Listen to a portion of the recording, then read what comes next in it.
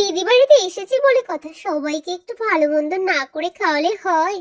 যাই, আমি আমার মাংসটাকে একটু রেখে এর মধ্যে সব আমি মশলাগুলোকে দিয়ে দিই। এখন আমি দিতে চলেছি বেশি বেশি করে মশলার গুঁড়ো, যাতে আমার খাওয়াটা খেতে খুবই টেস্টি হয়। এরপর আমি দিয়ে দেবো লঙ্কার গুঁড়ো। দেখতে পাচ্ছি আমি লঙ্কার গুঁড়ো দিচ্ছি।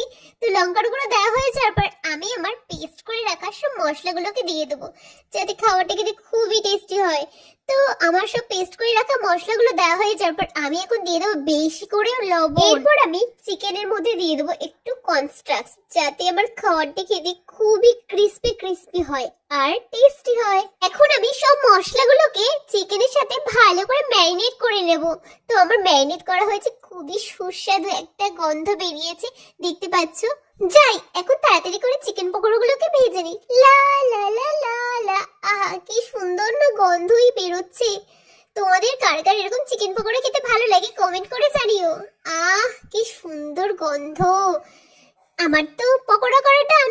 এখন আমি সবাইকে দিয়ে আসি, দেখি কেমন বলে ওরা খেয়ে। বোন আমাদের সবার জন্য প্রথমবার চিকেন পকোড়া বানাচ্ছে, চলো আমরা সবাই মিলে ওকে বলবো যে ওর পকোড়াটা খেতে না খুবই বাজে হয়েছে। ঠিক আছে, ডান? হ্যাঁ হ্যাঁ ঠিক বলেছো, ডান ডান। এই নিন আপনাদের সবার গরম গরম চিকেন পকোড়া হাজির। এই নাও জিজু তোমার চিকেন পকোড়া, এই নাও অনামিকা তোর পকোড়াটা ধর, আর এই নাও ভাই তোমারটা। হুম, মানু এটা কি পকোড়া বানিয়েছে! ইস, এরম পকোড়া আমি জীবনেও খাইনি। থু থু থু, কি পকোড়া বানিয়েছো মানু তুমি এটা! ছি!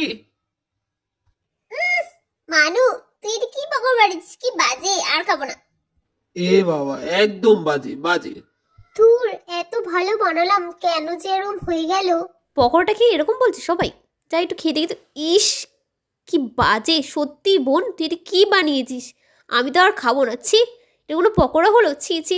এত আশা করে সবার জন্য বানালাম আর পকোড়াটা এরকম বাজে হয়ে গেল।